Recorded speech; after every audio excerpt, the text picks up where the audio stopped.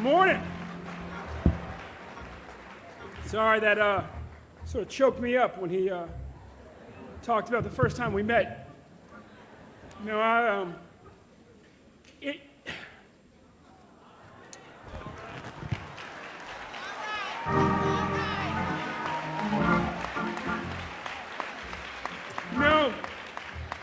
death row is a very real place.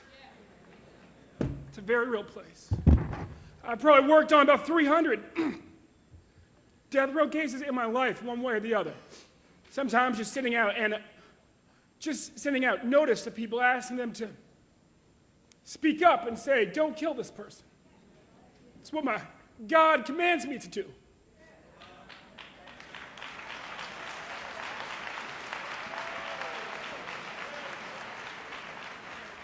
And you know, when a small boy and his mama comes to you and says, my brother, my uncle is innocent, the only thing that you can do is say, well, if you bring me the evidence, we'll do what we can do. And at that conference, 13 years ago, there were dozens of families saying, my brother, my uncle, my aunt, my husband is innocent. And there was only one. When I said, bring me the proof,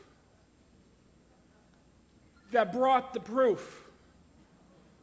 And so, when 7 witnesses come forward and say, we lied, and there were only 9 who put that person on the death row in the first place, and most of those say that one of the other people claiming to be a witness is the actual killer. And 6 more come forward and say, yep, that's the actual killer. Then you do everything in your power to make sure that that woman's brother and that boy's uncle ain't put to death before the truth is known.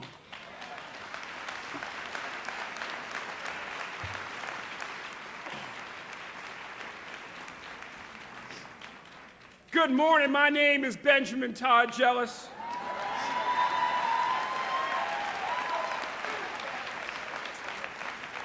And I am proud and humbled to be the 17th president of the NAACP. And on this morning, I am especially proud to be called Ben, y'all.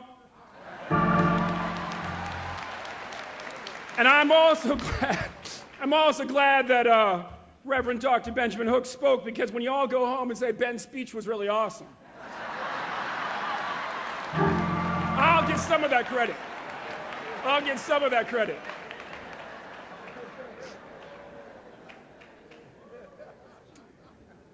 The first thing that I want to convey to you this morning is that we are winning. We have won major reforms in Congress, like the Lilly Ledbetter law, like keeping hundreds of millions of dollars in the stimulus bill for public schools.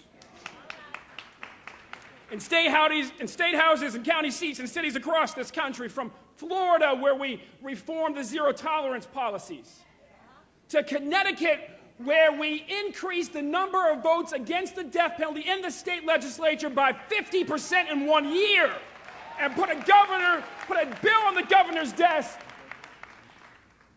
that her hand had to shake when she signed to veto it. She will sign that bill one day, or we will make it law without her.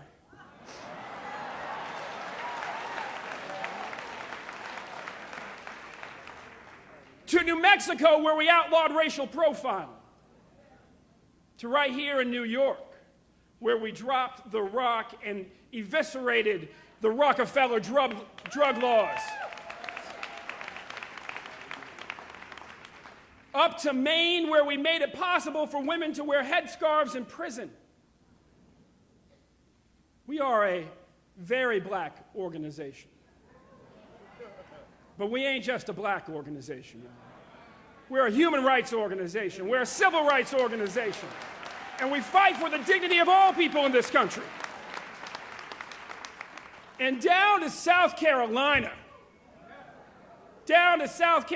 where we won a victory to get the Confederate swastika off the top of the dome, and then they put it down in front like a hood ornament. And they put a fence around it to guard it because an activist dressed up like Santa Claus one day and burned it. And then they put spotlights on it so you could see it at night. And then they gave it its own armed guard. We won a victory in getting the ACC to take their baseball games out of the state.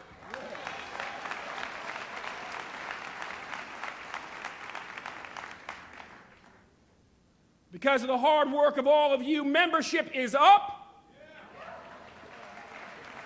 in the field and online in the worst economy in modern memory. Because of the hard work of Vice Chair Brock and State Conference President Hazel Dukes and Leon Russell, the man behind the powerful women of the NAACP, back here running the stage.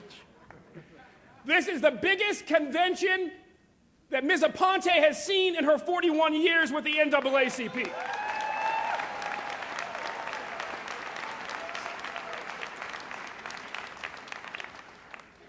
And after years in the red, we are back in the black.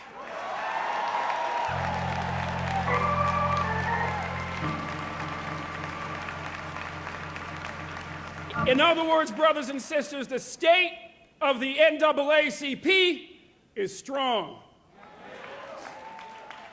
And before we meet again, we will deliver the first woman of color to a seat on the Supreme Court.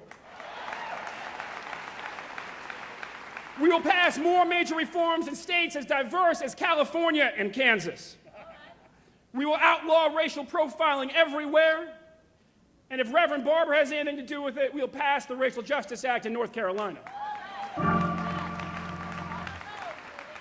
And in Savannah, Georgia, where our local volunteers and national field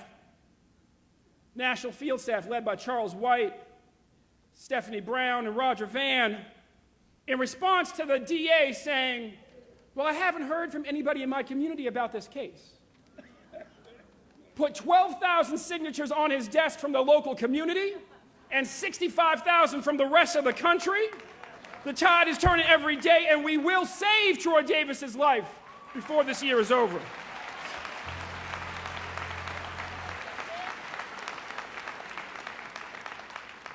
Thank you, Dejan, and thank you to Georgia State Conference President Ed DuBose for standing here with him. I'm especially proud of Dejan. He is not only the nephew of Troy Davis, not only somebody who I met years ago on this journey to finish Thurgood Marshall's work and abolish the death penalty in this country. He's a young scholar. He's an AXO participant. He's a third-generation member of the NAACP. And he represents the best of young people in this great association.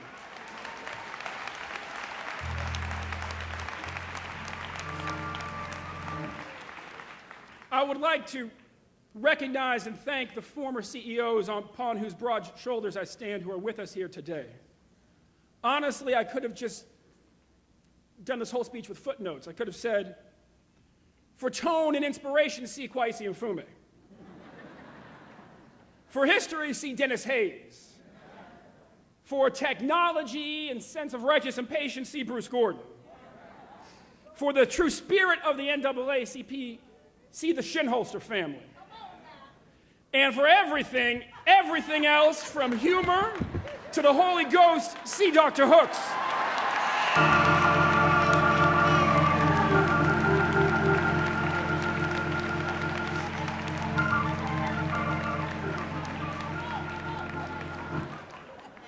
Thank you to our chairman, Julian Bond. It's been said before this morning, but it is especially fitting that you receive our highest honor this year, our centennial year.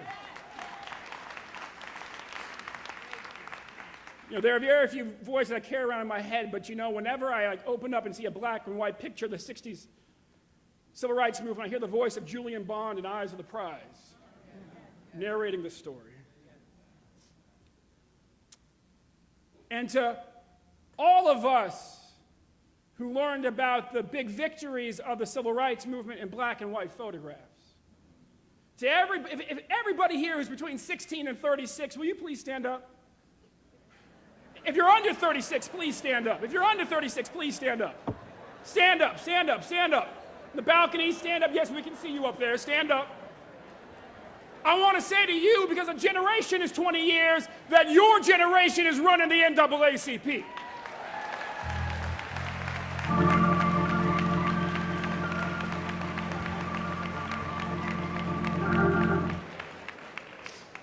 Again, thank you, Vice Chair Rosenbach, for your leadership, your commitment, your vision, your tenacity in bringing us to this great moment as chair of our convention and of the centennial year. Thank you, Mama Dukes, now, because of Medgar Evers College, Dr. Dukes, for your gracious hospitality, your hard work, your support. You are my mama too.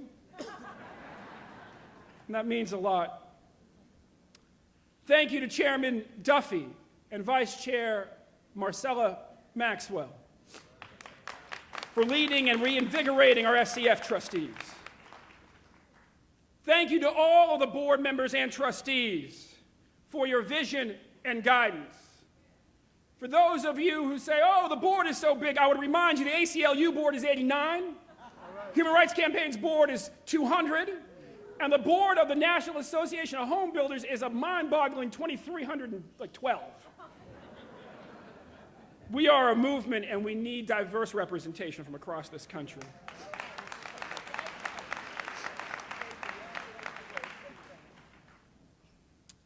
And thank you to all of you who have made this the biggest, baddest, boldest convention in the history of the NAACP, who defied those who said, well, in a recession, no one will show up, so you better downsize. This is the NAACP, you better supersize your expectations.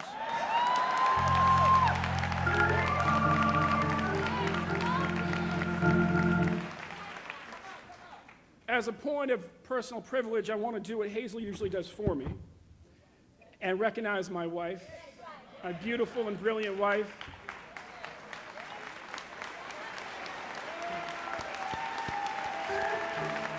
And our baby Morgan, my parents, all of them from Pacific Grove, the ones who raised me, and from Pittsburgh, the ones who taught me so much. And my 92-year-old grandmother, who's a third-generation member of this association and who told me when I was 12 and was writing a family history and said, what is your earliest memory? And she said, you know, my earliest memory is walking all the way down to the mailbox on the country road at the family farm by myself and pulling out the Crisis magazine for my daddy and run it back to him because he looked forward to that. That in Dinwiddie County, Virginia was his connection to the outside world. Couldn't be here, but she's very much with all of us in spirit. She used to watch Juanita Jackson Mitchell's children while Juanita ran the branch meetings. Those folks count too in the NAACP.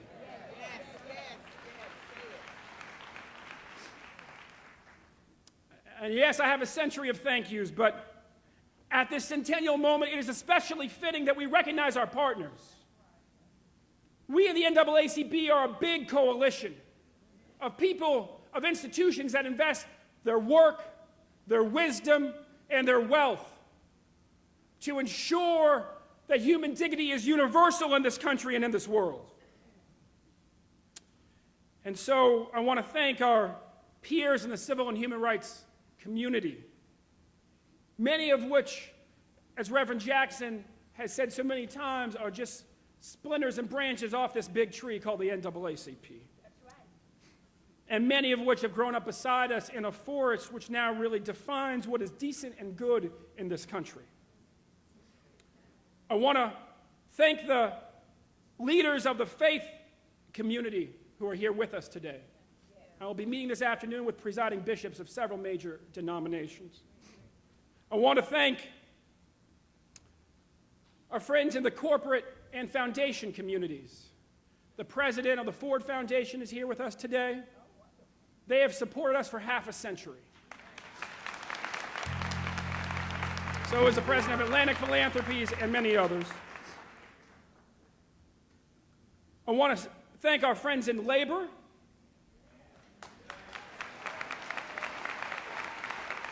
When we march together. And I want to thank our friends in black media for telling the stories that only we and they will tell. And I want to thank our friends in the black business community, whose leaders like Sheila Johnson and Ron Davenport are here with us, and Sylvia Schoen. And our friends in Hollywood, will you give a hand for Jeffrey Wright, please?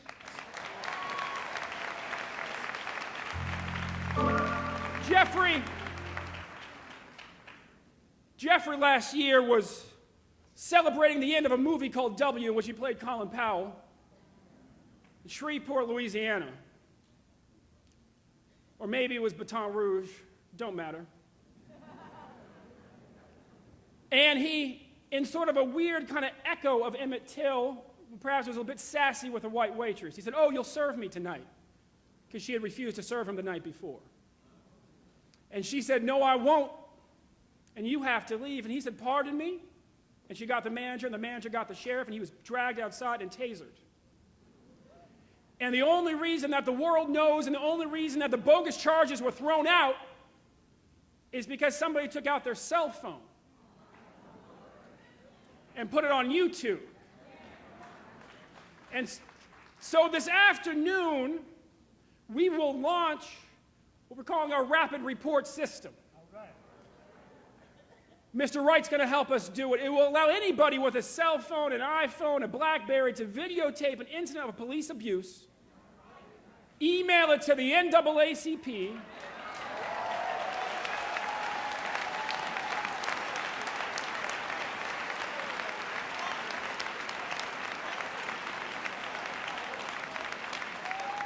receive a human rights abuse reporting form back, fill that out, and have it tagged to the video where it will stay, even if, as they did in Erie, and President Horton from Erie knows this, even if they go and they say, "Oh, I saw it on YouTube, we're going to charge you with wiretapping."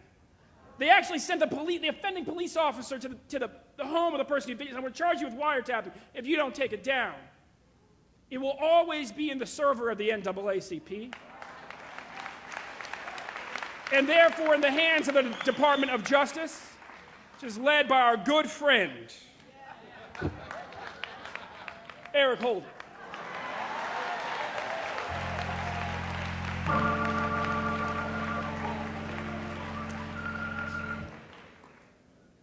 And we will need all those friends and many more, because I'll tell you this, the days of Ward Connerly beating us at the ballot box are nigh. We are going, the only question about affirmative action isn't whether or not we need the hammer. The only question is whether or not the hammer is big enough. Dr. King pointed out some time ago that poor black prisoners and poor white prison guards have more in common than we don't. There are white people trapped in multi-generational poverty in this country. There are disabled veterans coming back from Iraq in droves.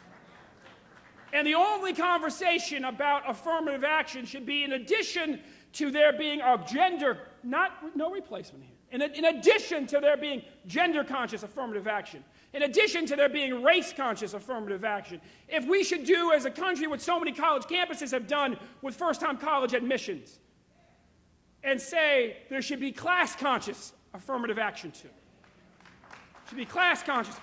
It's a conversation that we have to have as we are headed towards the moment where there will only be minorities in this country.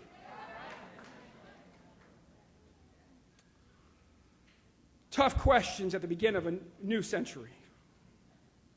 What a year to turn 100. How many people here were in Washington on January 20th? And how many people watched it on TV? All right, y'all are the smart ones. Because the rest of us should have watched the forecast and stayed home.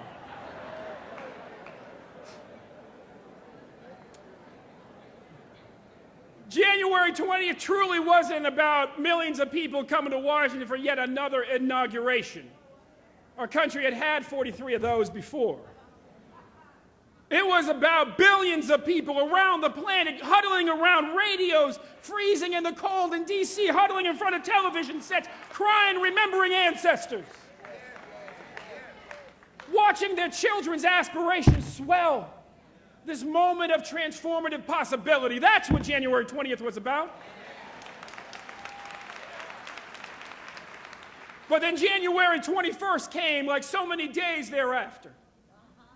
And families across this country woke up and said, why can't Dad find a job? Why does Mama have to work so many jobs? Why is my school an embarrassment to everything that this country claims to stand for? Why are so many family members dying of AIDS? Why are so many in prison? In other words, January 21st, truth be told, wasn't that different from January 19th. Except one thing had changed. The children's aspirations were higher. And if you measure the difference between the distance between a family's situation and their children's aspirations, you will have the exact measurement of the scale of their frustration. Said if you measure the distance between a child's aspirations and their parent's situation, you will have the exact measurement of that family's frustration. The job of the NAACP is to close that gap. For 100 years, we have fought to make the American dream real for all families in this country. And that is what we stay focused on as we begin our next 100 years. But if we are going to succeed in going the full distance, then we must be clear about the big target for this century. We must be clear about the true nature of the situation which people of color find ourselves and the nation finds itself. We must be clear, in other words, about the way in which the virus known as racism has mutated in our own lifetimes. And we must be clear about how we will win the big victories of our second century. You see, for every century that black people have been in this country, there has always been this thing.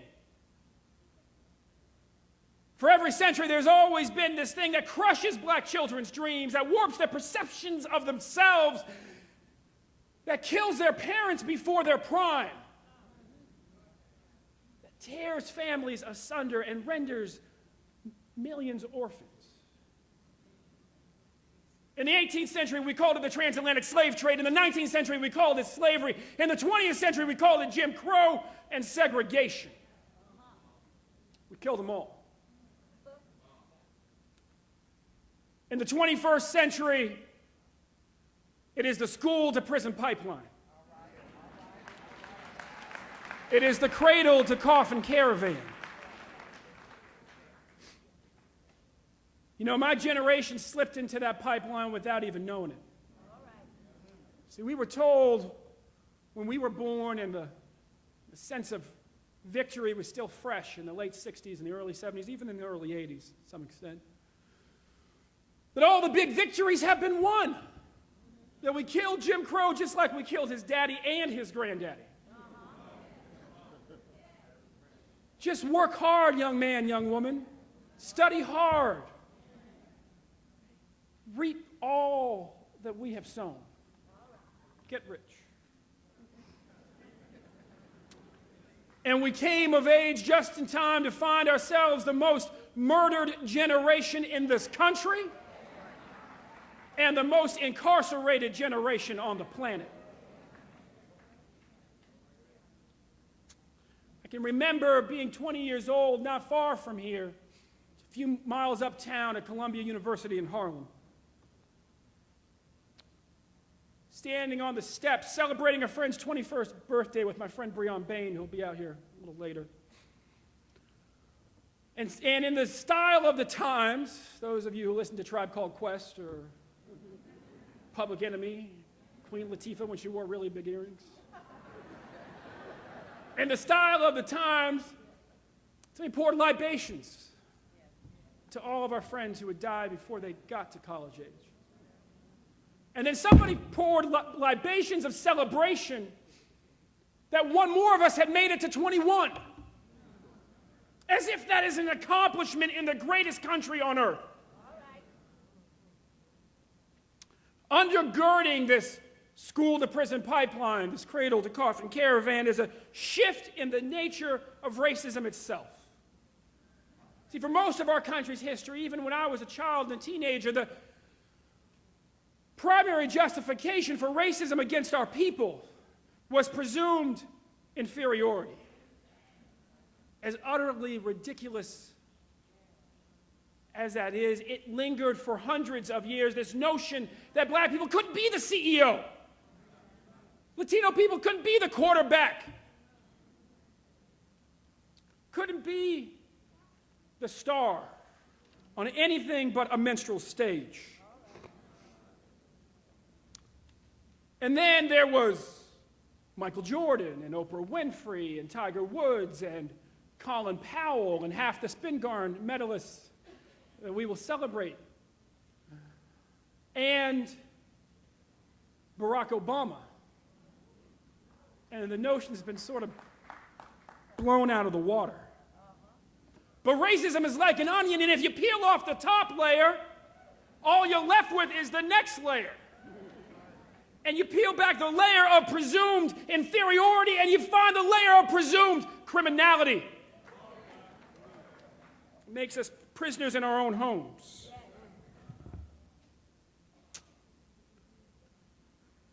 You know, that layer is both more permeable and more volatile. It's more permeable because once you're vetted, once they do a background check, or once they know you as the VP of sales, or that neighbor, or a Harvard man, or a family man, or a Howard man, or a Morehouse woman, Morehouse man, Spelman woman. Get a little excited. I did see a lot of women at Morehouse's campus, but that's a whole other story. And Morehouse wife. Well, you're vetted and you're known and we're familiar with you and you're in the space of familiarity. But when you're walking down the street or you're browsing in a department store and you're in that space of anonymity, well, the difference between familiarity and anonymity can be the difference between pride and humiliation. It can be the difference between life and death. It can be the difference between being free and finding your name on a t-shirt on Bill Maher.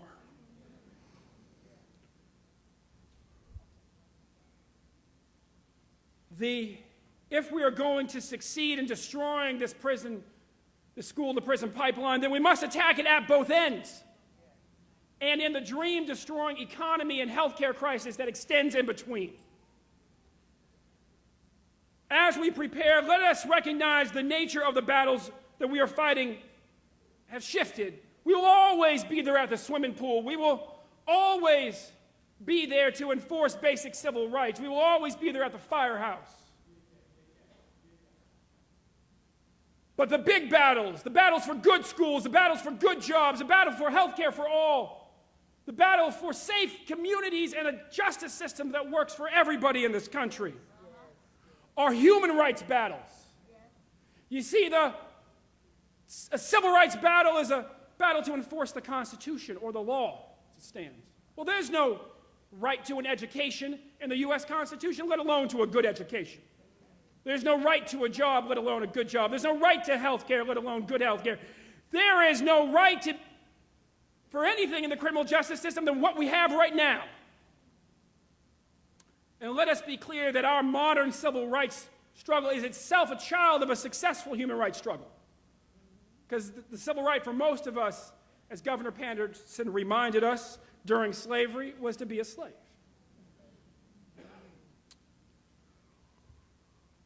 And in order to win human rights victories, we don't need so much more litigation as we need community organizing. It's less about telling it to the judge and more about telling it to your neighbor. You see, because if we're going to extend the social contract again, if we're going to amend the social contract again, then we're going to have to marshal forth pluralities and super pluralities. And that means that we must focus on building big, broad, strange bedfellow coalitions. If somebody says, why is the president of the NAACP hanging out with Bob Barr? You tell him because he's trying to save Troy Davis's life. Bob Barr is with us. FBI Director Bill Sessions is with us. It means we will invest in research, because what is obvious to us, many believe belongs only in a history book. We will focus on communications, reaching deep into the black community and beyond. We will focus on technology like upload to uplift, which I hope that every branch will go home and figure out how to use. Call the field department if you need a lesson. Because last year, in the last 3 weeks of the voter registration period, with very little money, no marketing resources, no time to train, we rolled out new technology that was embraced by about truly embraced by about 6 youth and college chapters, fiddled with by about 20 units around the country. And we signed up 25,000 people to vote, 20,000 of whom mailed it in, gave us their cell phone number and their email. At an average cost, and anybody who's run a voter registration drive, as I have done periodically since I was 14, knows what a good deal this is, at an average cost of 76 cents per new registration. And for the branches, it was free. That was just us writing the check at the national.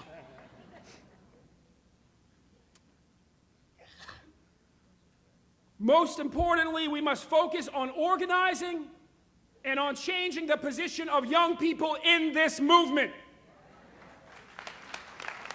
If you want to know if a legendary movement organization is headed towards being merely ordinary or continuing its path of being truly extraordinary, look at the position of young people in the movement.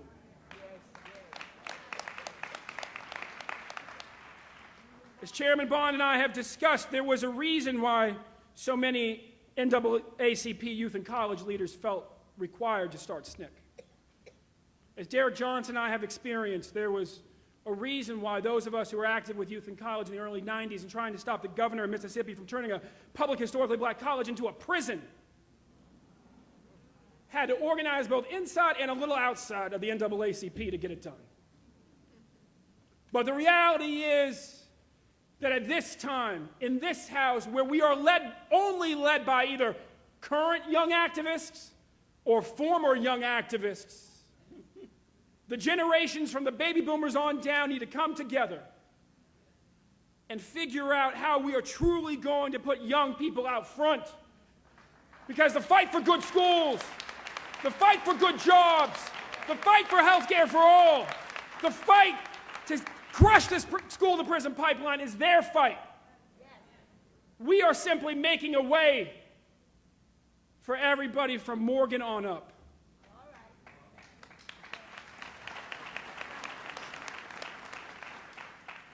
And so as we stand here on the eve of our second century, I invite you to join me in dreaming big dreams, even bigger than the monumental problems that we face at this moment in our society, and to begin this journey by taking steps. You know, as my good friend Van Jones says, there's a reason why Martin Luther King didn't stand up and say, I have a plan. You see, if you dream a big dream, if you say, if it's 1909, you're starting the NAACP, you don't have to plot out the entire course of ending Jim Crow. You just say, I have a dream, and I know the first step, and come with me on the journey. And so we will dream big of a day when all children will go to good schools, and start by addressing the school discipline crisis in this country. And by taking steps to ensure that no child, by the way, who knows a child who's been left behind? Yeah, exactly. Steps to ensure that no child left behind lives up to its name. We dream big of a day when all parents, when all workers will have a good job, be able to just work one job, and go home and take care of the kids. And we will start by passing the Employee Free Choice Act. Now, I know that there's some small business people here who have been scared by the business lobbies. I used to run a lobby for 200 small businesses. My friend Ellie Tatum here got me that job. Still cussing me, by the way. And they'll come and they'll say, you know, oh, your family business will be unionized if they pass this. And what I say to you is simply this. As Bill Lucy says, if you so irk a member of your family, all the members of your family, that they want to form a union in your little family-owned business, they deserve one. We dream big of a day when all lending will be fair. When all lending will be fair. And start by reducing the rate on student loans. And ending legal loan sharking. Sometimes called payday lending. Now let's put this in perspective, y'all. The top rate in sharecropping was 40%. Was 40%. The top rate at some of the wildcat payday lenders can go up to 1,000. And at the corporate ones is a little over 400. For the military, they're restricted to 36%. But for the rest of us who live in everywhere else, 400. And oh, by the way, loan sharking is about 520%, 10% simple interest a week. So it's either almost as bad as loan sharking or 10 times worse than sharecropping, but either way, it shall not stand much longer.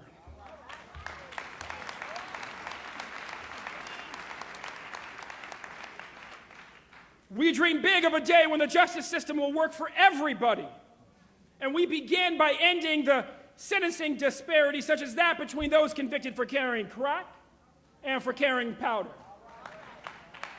And my compliments to Gloria Sweetlove and to all the state conference presidents and others who came in to push the Congress. This is outrageous, y'all. The black people are about 14% of the people who use crack in this country, where 85% of those arrested for carrying very small quantities.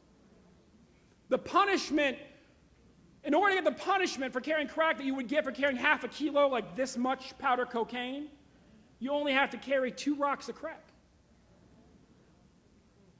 It's patently unfair, and we will end that in this Congress.